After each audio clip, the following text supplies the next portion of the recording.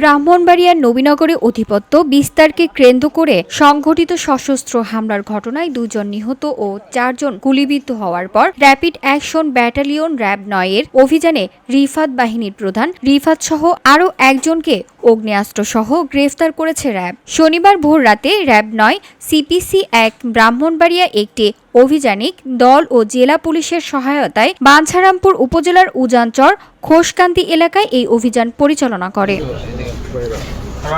RAB 9 সূত্র জানায়, খোল্লাকান্দি গ্রামের রিফাত বাহিনী ও নূরজাহানপুর গ্রামের শিপন বাহিনীর মধ্যে দীর্ঘদিন ধরে বিরোধ চলছিল। গত 1 নভেম্বর রাতে এই বিরোধ রক্তক্ষয়ী সংঘাতে রূপ নেয়। রাত 8টার দিকে শিপন গনিশা মাজার সংলগ্ন একটি রেস্তোরাঁয় খাবার খাওয়ার সময় রিফাত বাহিনী অতর্কিত হামলা চালায়। এতে শিপন, ইয়াসিন ও নূর আলম গুলিবিদ্ধ হয়। পরে পাল্টা হামলায় রিফাত বাহিনীর প্রতিপক্ষ সশস্ত্র আক্রমণ চালালে স্থানীয় ইমরান মাস্টার গুলিবিদ্ধ হন। ঘটনাস্থলে শিপন মারা যান এবং পরের দিন চিকিৎসাধীন অবস্থায় ইলিয়াসের মৃত্যু হয়।